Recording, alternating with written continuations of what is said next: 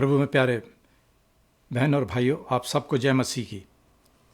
और मैं खुदावन से दुआ करता हूं कि आप सब लोग खैरियत से होंगे। और आज की इस स्टडी में एक बार फिर मैं आपका वेलकम करता हूं, स्वागत करता हूं। और मैं ये बताने के आपको ज़रूरी समझता हूं कि ये एक स्टडी है, बाइबल स्टडी, ना कि एक सरमन। तो मेहरबानी करके ये कंप्लीट बाइबल स्टडी है। और जो मैं बाइबल के रेफरेंसेस हवाले आपको बोलता हूँ, मेहरबानी करके आप उनको नोट कीजिएगा और उसके बाद घर में पढ़िएगा और उस पर विचार कीजिएगा, तभी इस स्टडी के सही मायने हैं।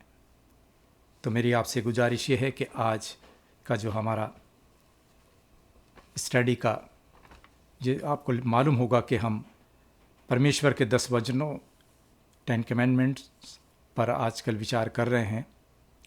और आज हम परमेश्वर की 6ठी आज्ञा 6th कमेंडमेंट पर गौर करेंगे। तो इससे पहले कि हम आज का अपनी स्टडी शुरू करें, आइए हमें प्रार्थना में अपने सरों को झुकाएं।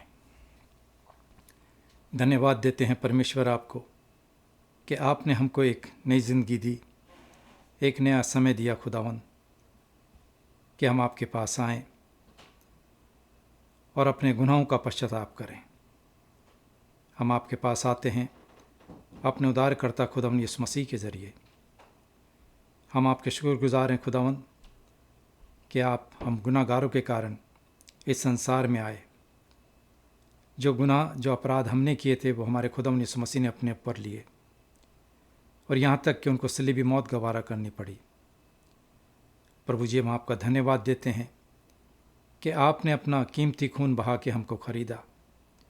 हम लायक नहीं थे प्रभु, मगर आपने अपने परिवार में शामिल करके हमको लायक बनाया और ये हक बख्शा कि हम आपको अपना पिता कह सकें। खुदावन, हम आपको कुछ नहीं दे सकते, सिवाय आपसे मांगते हैं कि आपका फजल, आपका रहम, आपका ग्रेस हमारे लिए काफ़ी है।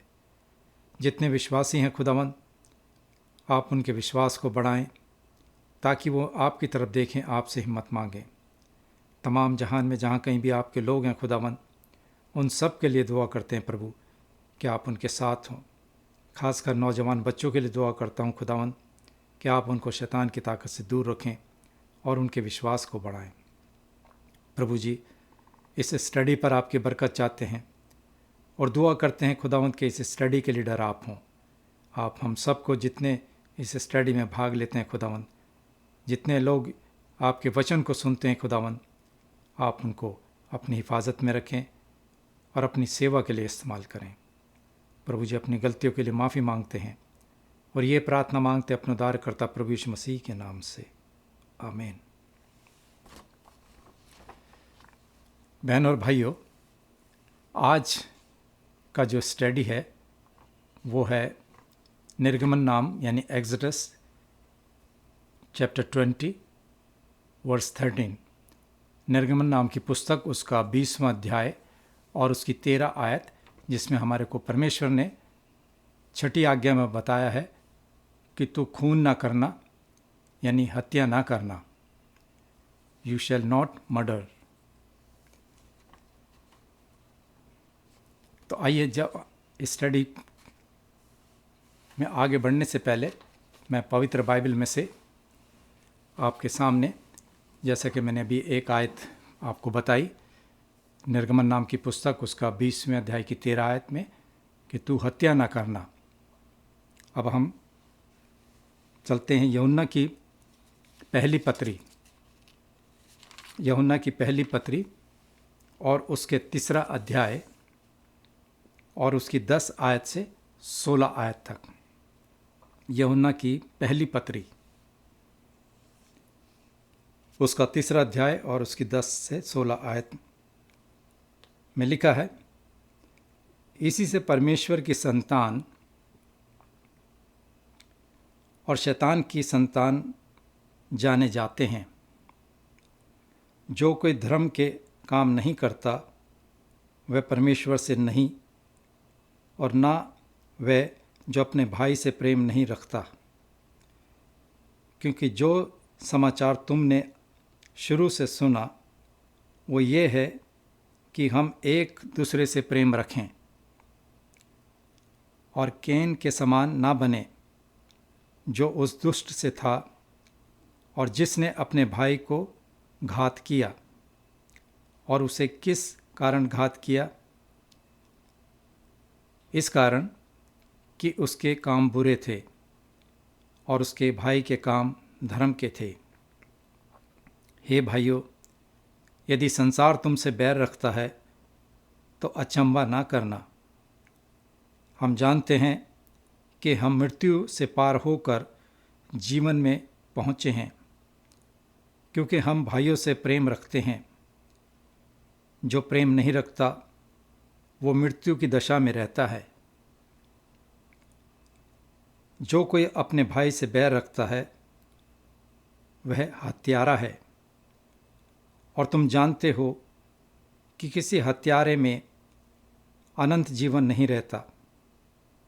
हमने प्रेम इसी से जाना कि उसने हमारे लिए, यानी खुदावंद यीशु मसीह ने, अपने प्राण दे दिए, और हमें भी भाइयों के लिए प्राण देना चाहिए। ये परमेश्वर का वचन है। परमेश्वर का धन्यवाद हो। अभी हमने देखा इस पत्री में कि आपस में प्रेम मोहब्बत, और किस तरह से शुरू में पहला मर्डर हुआ, पहली हत्या एक भाई ने दूसरे भाई की, और क्योंकि उसके काम बुरे थे और वो नफ़रत की आग में जल रहा था और उसने अपने भाई को घात किया, मार दिया। तो ये पहली हत्या थी सृष्टि की। तो आइए हम आज की स्टडी में बढ़ते हैं। जैसा कि मैंने आपको बताया कि आज का जो हमारा स्टडी का मौजू है वो है तो खून ना करना या हत्या ना करना। बहनों और भाइयों, हत्या मानव जीवन को गैर कानूनी या अवैध रूप से छीनना है किसी आदमी की ज़िंदगी। ये जानवरों से उल्टा है, क्योंकि परमेश्वर ने मनुष्य को अपने ही स्वरूप के अनुसार बनाया। अगर हम पवित्र बाइबल की पहली पुस्तक उत्पत्ति नामक पुस्तक, उसका 9वां अध्याय की 6 आयत पढ़ें तो पवित्र बाइबल हमें बताती है, और लिखा है, जो कोई मनुष्य का लहू बहाएगा उसका लहू मनुष्य ही से बहाया जाएगा, क्योंकि परमेश्वर ने मनुष्य को अपने ही स्वरूप के अनुसार बनाया है। परमेश्वर ने अपनी ही तरह मनुष्य की सृष्टि की, कि जब रचना की और मनुष्य को बनाया तो अपने स्वरूप, अपनी क्वालिटी के रूप में बनाया। तो बहनों और भाइयों, एक बार फिर मैं आपका स्वागत करता हूँ, वेलकम करता हूँ, आपको सलाम कहता हूँ। जैसे कि पिछले हफ्ते हमने परमेश्वर द्वारा दी गई 5वीं आज्ञा के बारे में सुना, और आज हम परमेश्वर द्वारा दी गई 6ठी आज्ञा यानी कि 6ठे हुक्म पर अपना ध्यान केंद्रित करेंगे, फोकस करेंगे। और 6ठी आज्ञा, जैसे मैंने आपको पहले भी पढ़ के बताया, एक बार फिर बताता हूँ कि एक्सोडस 20 बाब की 13 आयत में 6ठी आज्ञा है, तू खून ना करना, यू शैल नॉट मर्डर। अजीज़ों, आपको मालूम है कि इन दिनों हम परमेश्वर द्वारा दी गई 10 आज्ञाओं में से हर एक आज्ञा पर विचार कर रहे हैं। और हमारा आज का जो लॉर्ड्स डे है 33, प्रभु का दिन, वो हमें बताता है कि हमें अपने पुराने स्वभाव को मारना और नए आत्मा के जीवन में जी उठना है। मैं आगे बढ़ने से पहले बता दूं कि ये हम अपने कैटेकिज्म और लॉर्ड्स डे उसमें से हम अपनी स्टडी को लेते हैं। और आज का जो हमारा स्टडी का सब्जेक्ट है वो है 6th कमेंडमेंट, 6ठी आज्ञा। और जो प्रभु का दिन 33 हमें बताता है कि हमें अपने पुराने जिंदगियों को मारना और नई आत्मा के जीवन में जी उठना है, अपने पुराने स्वभाव को मार के। और यही एक सच्चा परिवर्तन या बदलाव है उस आदमी की ज़िंदगी में, उस मनुष्य की।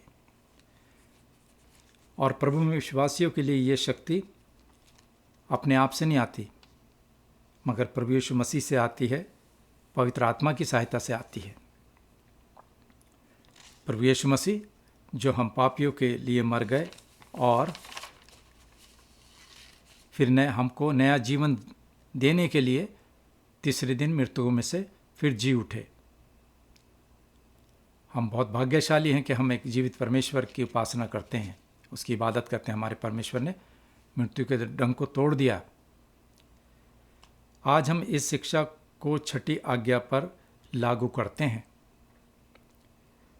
जहाँ परमेश्वर कहते हैं कि तू हत्या ना करना, यू शैल नॉट मर्डर। यह आज्ञा मनुष्य की ज़िंदगी को गैर कानूनी रूप से छीनने से ताल्लुक़ रखती है, संबंधित है। यह आज्ञा दूसरी आज्ञाओं की तरह व्यापक है और मनुष्य के दिल में बहुत गहराई तक चली जाती है। प्रभु यीशु मसीह के अनुयायियों के रूप में, उसके फॉलोवर के लिए इसका मतलब है, इसका अर्थ है, पहला कि हमें हत्या को जड़ तक मारना, उससे नफरत करना, और दूसरा प्यार के एक नए जीवन के लिए आगे बढ़ना। तो पहले हम देखेंगे हत्या को जड़ तक मारना, नफरत, उससे नफरत करना, उससे घृणा करना। अजीज़ों, इस आज्ञा में परमेश्वर चाहते हैं कि मैं ना तो विचारों में, अपने ख्याल से, ना शब्दों से, ना अपनी भावनाओं से या किसी और काम से अपने पड़ोसी से नफरत नहीं करूँगा। प्रभु यीशु मसीह ने शिक्षा दी कि हमें अपने पड़ोसी से मोहब्बत रखनी है, ना उसको नुकसान पहुंचाना, ना उसकी हत्या के बारे में सोचना है। अगर हम यूहन्ना की पहली पत्री उसका 3 अध्याय की 15 आयत पढ़ें तो हमें पता चलता है, और लिखा है कि जो कोई अपने भाई से बैर रखता है वो हत्यारा है, और तुम जानते हो कि किसी हत्यारे में हमेशा की ज़िंदगी नहीं रहती, अनंत जीवन नहीं रहता। ये आज्ञा हत्या के काम और हत्या की जड़ दोनों से ताल्लुक़ रखती, संबंधित है। जो नफ़रत और घृणा है, हत्या का काम या उसके कार्य, द एक्ट ऑफ मर्डर, पहला हम देखेंगे कि हत्या के काम। इससे पहले कि हम हत्या को जड़ तक मारने की बातें करें, हमें हत्या के कामों को संक्षेप यानी ब्रीफ में संबोधित, एड्रेस करना चाहिए। आज कई देशों ने हत्या के कुछ तरीकों को वैध, लीगलाइज्ड कर दिया है, जिसे परमेश्वर साफ रूप से मना करते हैं और इसकी निंदा करते हैं। मैं कुछ उदाहरण आपको दूं, जैसे कि इंसान की ज़िंदगी को मारना, जिसको परमेश्वर हत्या कहते हैं, वो है पहला एबॉर्शन, गर्भपात। ये एक आजन्मे बच्चे जो अपनी माता के पेट में है या गर्भ में है, उस बच्चे की हत्या। एक जीवन जो परमेश्वर ने माँ के गर्भ में बनाया है, उसको संसार में लाने से पहले ही कितने लोग इसको हत्या कर देते हैं, वो बच्चे को नहीं लाते।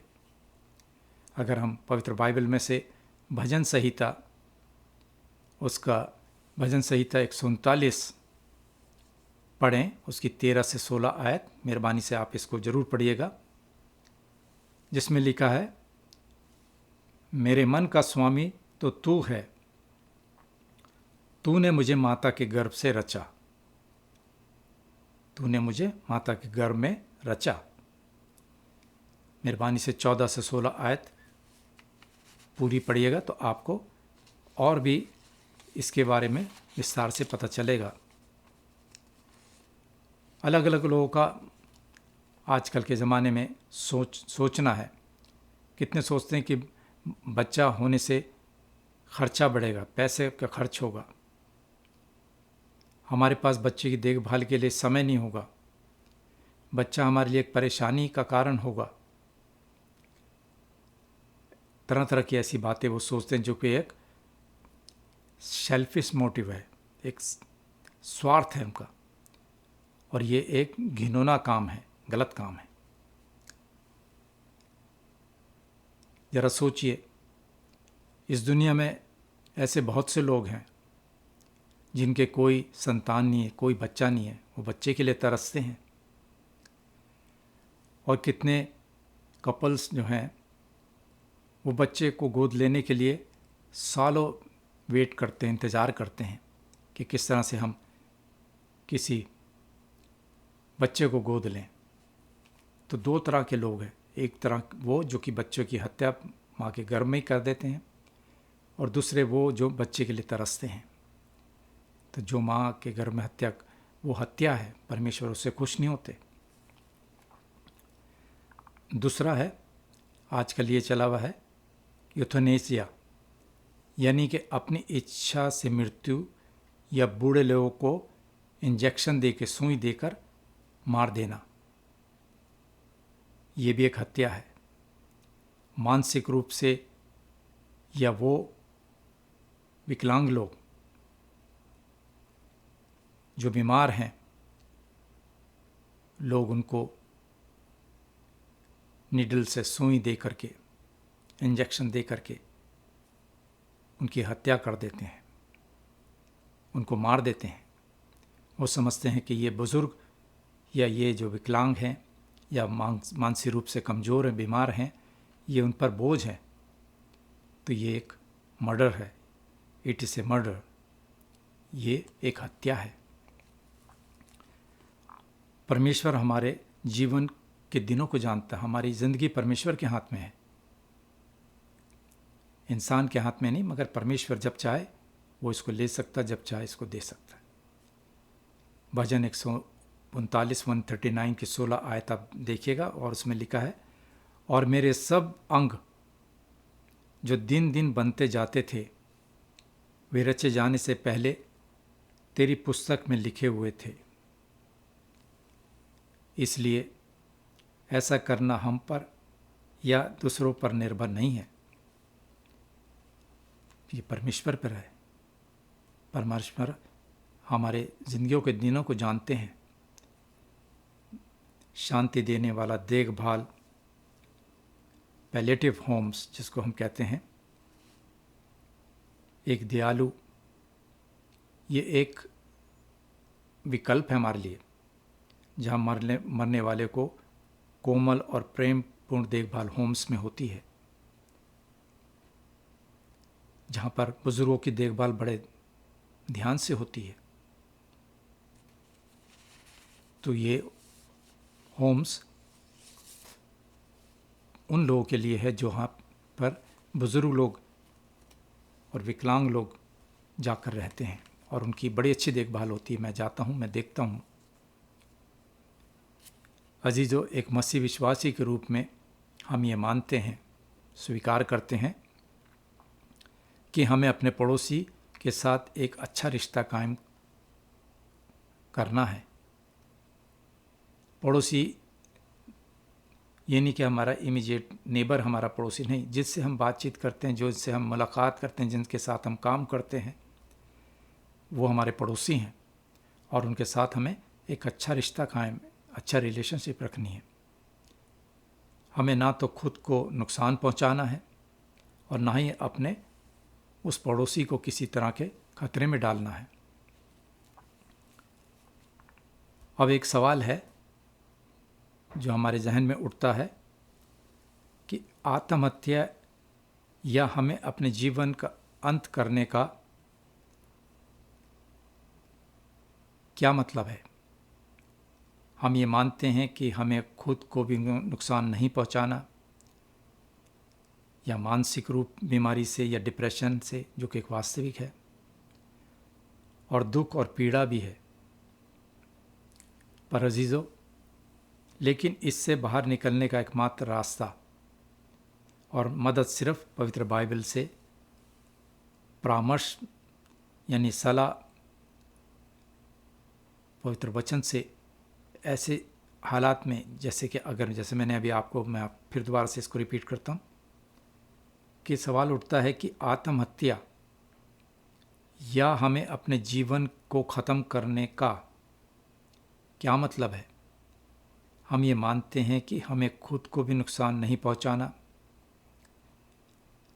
चाहे मानसिक बीमारी जिसको हम डिप्रेशन कहते हैं, जो कि आज वास्तविक है, हकीकत है, दुख भी है और पीड़ा भी है। लेकिन इससे बाहर निकलने का, इन चीज़ों से बाहर निकलने का एक ही इलाज है, वो है पवित्र बाइबल।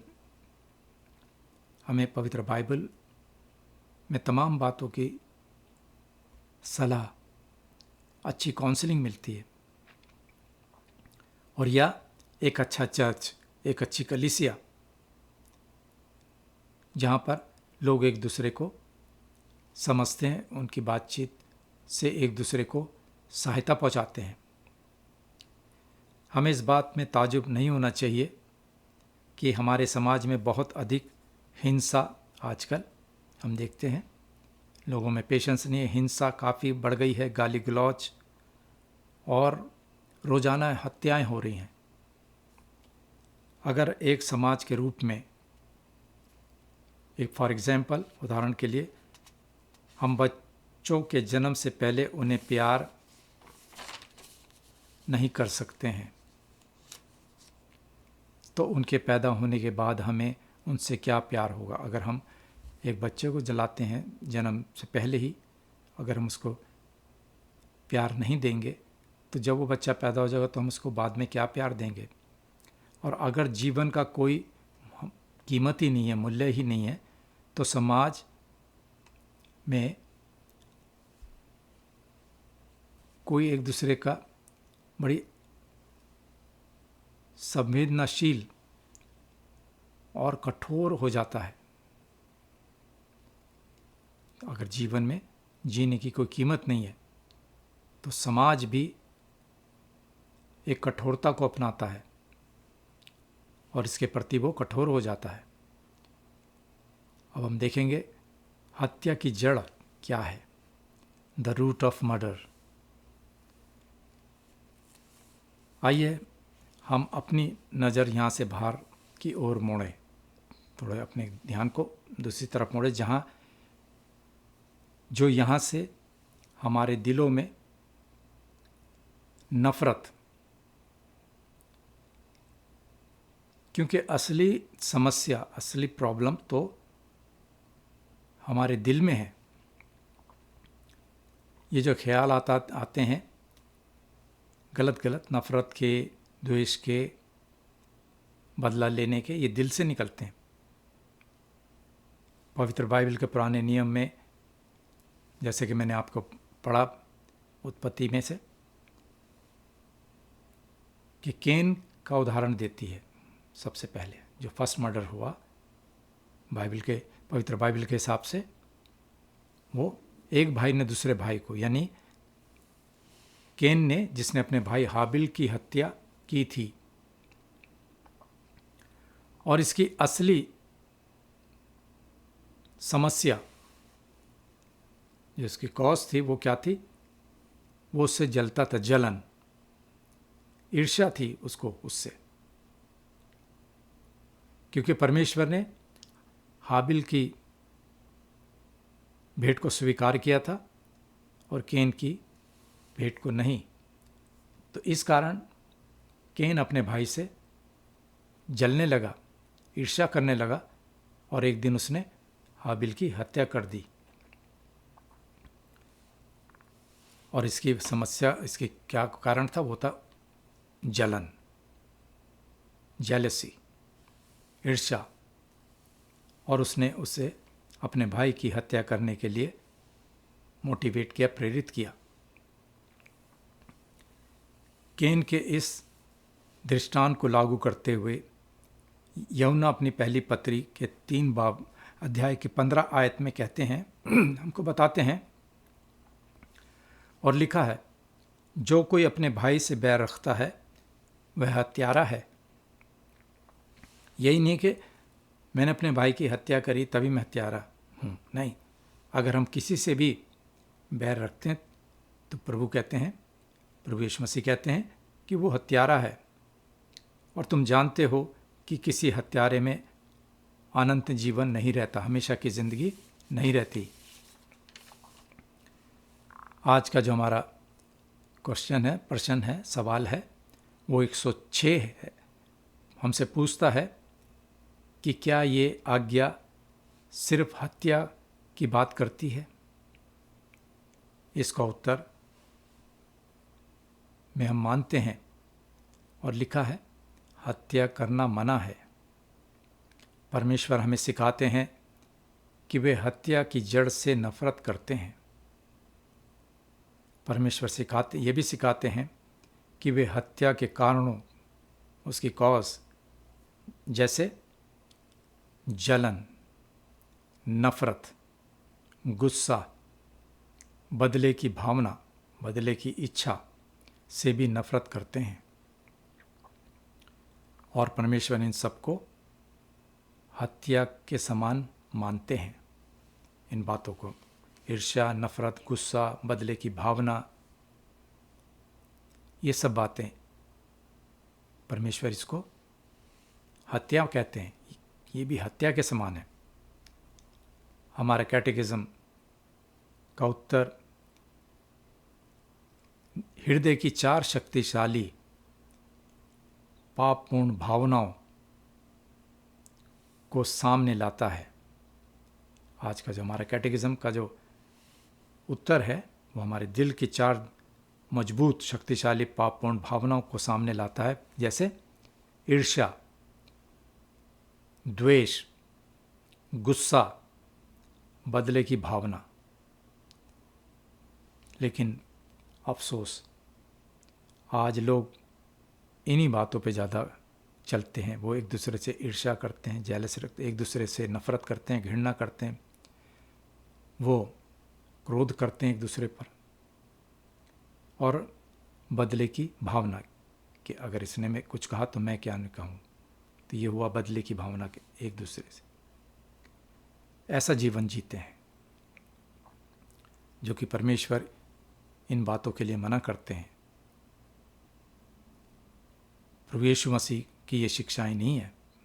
प्रभु यीशु मसीह ने कहा कि अपने दुश्मनों से भी प्रेम करो। और ये सब इच्छाएं, ये सब बातें उस करप्ट, उस भ्रष्ट दिल से, हमारे दिल से निकलती हैं, जिसके साथ इंसान जन्म लेता है।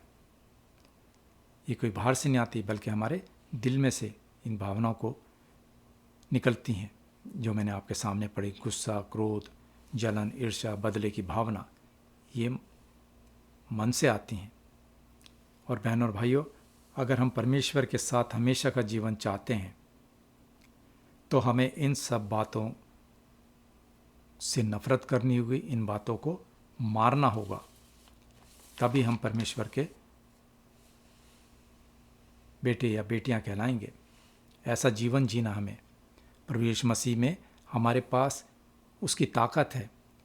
पवित्र आत्मा हमारे पास परमेश्वर की दी हुई ताकत है, और हमें उसके लिए मरना सीखना है। इन बातों के लिए नफरत और जलन की भावना के साथ, इसमें कोई शक नहीं है कि ये पूरी ज़िंदगी का संघर्ष है, ये एक दिन में नहीं ख़त्म होगी मगर लाइफ लॉन्ग है। और ये संघर्ष, ये लड़ाई वास्तव में हकीकत है और सच्चाई है। और मुझे यकीन है कि हम सभी इस बात से सहमत होंगे। लेकिन हमें विश्वास के जरिए प्रभु यीशु मसीह की शिक्षा का लाभ उठाना है। और ये लाभ तभी होगा कि जब हम पवित्र वचन पर अपना ध्यान केंद्रित करेंगे, फोकस करेंगे रोज़ाना। और प्रभु यीशु मसीह की शिक्षा के साथ साथ जिसने मेरे और आपके लिए इन सब को सलीब पर मार डाला, इन सब कामों को जो हमने अभी पढ़ा, नफरत, जलन, ईर्ष्या, द्वेष, बदले की भावना, इन सब को प्रभु यीशु मसीह ने मेरे और आपके बदले सलीब पर इनको ख़त्म कर दिया, मार डाला। अब परमेश्वर की आत्मा की सामर्थ्य से, उसकी ताकत से जो हम में काम करता है, वो आत्मा जिसे प्रभु यीशु को मरे हुए में से जिलाया, हम इन बातों के लिए अपने को मारना है। यानी किन चीज़ों को? नफ़रत, जलन, गुस्सा, बदले की भावना वगैरह वगैरह। नफ़रत को ख़त्म करने में क्या शामिल है, ये एक सवाल है हमारे लिए कि नफ़रत को हम कैसे इसको ख़त्म करें। इसके 3 विकल्प हैं, 3 बातें हैं। पहला, हमें पाप के लिए सचमुच में खेद है, दुख है। इन कामों के लिए हमें पहले पश्चाताप करना, दुख प्रकट करना है, दुख जाहिर करना है। दूसरा, हमें इन कामों से, इन बातों से ज़्यादा नफ़रत करनी है, इनसे दूर भागना है। शैतानी ताकत से उससे दूर भागना है। और आज जबकि परमेश्वर हमें छठी आज्ञा में चाहते हैं, और वो चाहते हैं कि हम ना अपने विचारों से, ना शब्दों से या अपनी भावनाओं से, ना किसी प्रकार के गलत कामों से अपने पड़ोसी से नफ़रत नहीं करूँगा। ये बात का संकल्प लेना हमने। ना उनका नुकसान करूँगा और ना अपनी बातों से उनकी हत्या करूँगा, गलत बातों से। हमें एहसास होता है इस बात का कि जब हम यूहन्ना की पहली पत्री उसके 3 बाब की 15 आयत में, जो मैंने पहले भी आपके सामने पढ़ी, जो कोई अपने भाई से बैर रखता है वह हत्यारा है, और तुम जानते हो कि किसी हत्यारे में हमेशा की ज़िंदगी नहीं रहती। प्रभु यीशु मसीह के फॉलोअर्स, अनुयायी होने के रूप में हमें अपने पड़ोसी के साथ अच्छा सलूक करना चाहिए और पड़ोसी की इमेज को भी हम ख़राब ना करें, उसके बारे में गलत बात ना बोलें किसी से, क्योंकि मसीह अब हम में रहता है। जो प्रभु यीशु मसीह में आ गए, पिता, पुत्र और पवित्र आत्मा के नाम से जिसने ने बपतिस्मा लिया, उसके अंदर प्रभु यीशु मसीह रहते हैं। पवित्र आत्मा हमारे अंदर काम करती है, वो हमारे को हर एक बात में आगाह करती है। और क्योंकि अब मसीह जब हम में रहते हैं, तब क्या मैं अपने पुराने स्वभाव को, अपनी पुरानी आदतों को छोड़कर उसके पुराने तरीक़ों के लिए हमें उनको मार देना है, क्योंकि अब हमारे पास एक नया दिल और एक नई पहचान है प्रभु यीशु मसीह में। अब हम अपने दूसरे पॉइंट पे आते हैं, प्यार के एक नए जीवन के लिए में बढ़ना। प्यार के एक नए जीवन के लिए बढ़ना, rising to a new life of love. Yuhanna की पहली पत्री उसके 3 बाब की 14 आयत हमें बताती है, और लिखा है कि हम जानते हैं कि हम मृत्यु से पार होकर जीवन में पहुँचे हैं, क्योंकि हम भाइयों से प्रेम रखते हैं। जो प्रेम नहीं रखता वो मृत्यु की दशा में रहता है। ये परमेश्वर का वचन है। जब हम परमेश्वर की आत्मा के द्वारा मसीह में नया जन्म लेते हैं अजीज़ों, तो हमारा जीवन बदल जाता है। जब हम प्रभु यीशु मसीह के अंदर बपतिस्मे के द्वारा नया जन्म लेते हैं तो हम कंप्लीट, हमारा जीवन जो है वो बदल जाता है। पुराना स्वभाव मर जाता है और नया जीवन, नया स्वभाव जी उठता है। और हम लोगों को विश्वास से बता सकते हैं और बड़ी खुशी से कह सकते हैं कि जब से प्यारा यीशु आया मेरा जीवन बदल गया। जब से मैंने उसे है पाया मेरा जीवन बदल गया। वाकई जिस इंसान के जीवन में प्रभु यीशु मसीह आ जाते हैं तो उस मनुष्य का जीवन, पुराना स्वभाव बदल के नया मनुष्य उत्पन्न हो जाता है। अजीजों, यहाँ हम एक सवाल, आसान सवाल मैं पूछता हूँ, और सवाल है कि हम कैसे जान सकते हैं कि हम मृत्यु से निकलकर जीवन में प्रवेश कर चुके हैं। ये एक सवाल है और इसका उत्तर हमें मिलता है यूहन्ना की पहली पत्री उसके 3 अध्याय की 14 आयत में। और लिखा है, जो कि मैंने पहले भी आपके सामने पढ़ी थी, अब फिर मैं आपके सामने उसको दोहराता हूँ। और लिखा है, हम जानते हैं कि हम मृत्यु से पार होकर जीवन में आए हैं क्योंकि हम भाइयों से प्रेम रखते हैं। तो ये परमेश्वर का वचन था। यूहन्ना कहते हैं, हम जानते हैं कि हम मृत्यु से पार होकर जीवन में आए हैं क्योंकि हम भाइयों से प्रेम रखते हैं। बहन और भाइयों, ये काफ़ी नहीं है कि हमने जो आज बताया है उस तरीके से अपने पड़ोसी की हत्या ना करें, लेकिन मसीह यीशु में एक नई प्रेरणा, मोटिवेशन है, प्रेम करने की एक नई शक्ति है। और वो शक्ति हमें प्रभु यीशु मसीह और पवित्र आत्मा के द्वारा मिलती है। हमारा आज का सवाल नंबर 107 कहता है कि क्या इतना ही काफ़ी है कि हम अपने पड़ोसी को की किसी भी तरह से हत्या नहीं करें या नहीं करते? इसका उत्तर है, हम कबूल करते हैं नहीं। जब परमेश्वर नफ़रत, गुस्सा और ईर्ष्या करने को मना करते हैं और अब वो हमें ये आज्ञा देते हैं कि हम अपने पड़ोसी से अपने समान प्रेम करें।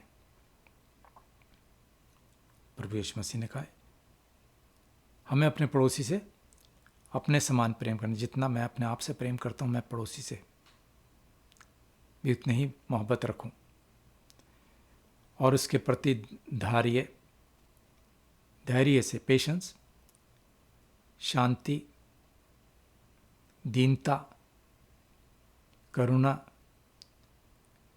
और उसके प्रति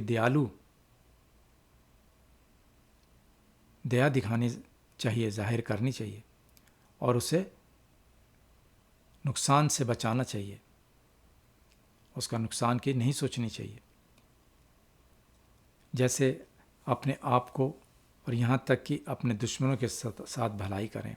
प्रभु यीशु मसीह ने कहा कि तुम अपने दुश्मनों से भी प्यार करो। प्रभु यीशु मत्ती की इंजील उसके 22 बाब की 39 आयत में हमें ये शिक्षा देते हैं कि हमें अपने दुश्मनों से भी मोहब्बत रखनी है। और ये प्रेम मसीह में भाइयों और बहनों के बीच परमेश्वर की कलीसिया, उसके चर्च में सबसे अधिक साफ रूप से जाहिर होना चाहिए। चर्च के मेंबर्स को एक दूसरे की सहायता के लिए आगे आना चाहिए, एक दूसरे को संभालना चाहिए, और ये दिखाई देना चाहिए कि नहीं, ये लोग एक दूसरे की सहायता करते हैं। और अगर ये दिखाई देता है तो ये प्रेम कलीसिया के बाहर के लोगों, गैर कौमों को दिखेगा, और यहाँ तक कि हमारे दुश्मनों पर भी ये बात जाहिर होगी, प्रकट होगी। लेकिन प्रेम की असली परीक्षा मसीह के शरीर के अंदर से शुरू होती है। दोबारा मैं ये सवाल आपसे पूछता हूँ कि हम कैसे जान सकते हैं कि हम मृत्यु से निकलकर जीवन में प्रवेश कर चुके हैं? बहन और भाइयों, इस सवाल का उत्तर आपको पवित्र बाइबल में यूहन्ना की पहली पत्री उसके 3 अध्याय की 14 आयत में मालूम होगा। जरूर पढ़िएगा। और ये प्रेम मसीह का परिवार जानता है। 3 अध्याय की 16 आयत, यूहन्ना की पहली पत्री। प्रभु यीशु का प्रेम हम में रहता है। किसके द्वारा? परमेश्वर के वचन के द्वारा। अजीजों, हत्या से हम एक इंसान की जान, उसका जीवन ले लेते हैं। अगर हम किसी का मर्डर करते हैं तो उसका ज़िंदगी हम ले लेते हैं। परंतु प्रभु यीशु मसीह में हम दूसरों के लिए अपनी जान देते हैं। अगर हम प्रभु यीशु मसीह के सच्चे अनुयायी हैं तो हम अपने भाई के लिए अपनी जान देंगे, उसको बचाएंगे। ये प्यार है, दिस इज़ लव। ये जीवन है, दिस इज़ लाइफ। इसलिए आज के छठी हुक्म के आखिर में मैं सिर्फ यही आपसे कहूँगा, जो कि पौलुस रसूल ने रोमियो के नाम 12 बाब की 10 आयत में कहा है। उन शब्दों को मैं दोहराता हूँ आपके सामने। और लिखा है रोमियो 12 की 10 आयत में, भाईचारे के प्रेम से एक दूसरे पर स्नेह रखो, आपस में आदर करने में एक दूसरे से बढ़ चलो। तो भाईचारे के प्रेम से एक दूसरे पर हमें प्यार करना है, स्नेह करना है, आपस में आदर, एक दूसरे का रिस्पेक्ट करने में हमें आगे बढ़ना है।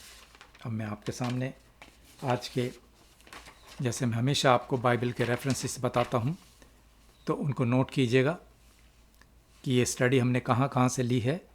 मेहरबानी करके इसको देखने का कष्ट करें। पहला लिखिएगा, मत्ती की इंजील उसका 5वां अध्याय और उसकी 21 और 22 आयत। मत्ती की इंजील 22वां अध्याय और उसकी 39 आयत। रोमियो के नाम पौलुस प्रेरित की पत्री उसके 12वें अध्याय और उसकी 9, 10,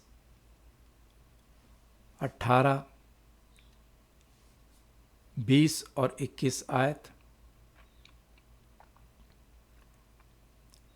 इफिसियों के नाम पौलुस प्रेरित की पत्री उसका 4 अध्याय और उसकी पहली 2 आयत, 1 और 2। गलातियों के नाम पौलुस प्रेरित की पत्री उसका 6 अध्याय,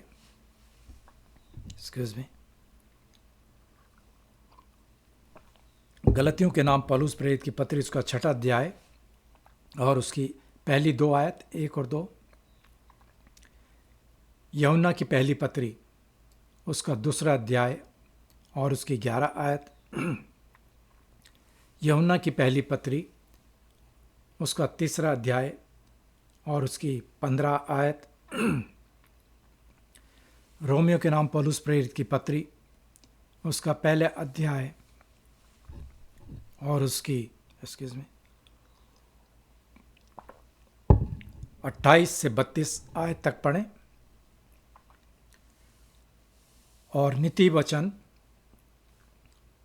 14 और उसकी 30 आयत, मत्ती की इंजील उसका 5वां अध्याय और उसकी 25 आयत, और मत्ती की इंजील उसके 5 अध्याय की 44 आयत, 44 आयत। मेहरबानी करके इन आयतों पर गौर कीजिएगा, इनको पढ़िएगा, तब आपको आज की छठी आज्ञा 6 कमेंडमेंट के बारे में और मालूमात होगी। मैं परमेश्वर से प्रार्थना करता हूँ कि आने वाला हफ्ता आपके लिए शांति से भरा हो, आपके घरों में शांति रहे और आप एक दूसरे से मोहब्बत रखें। आमीन।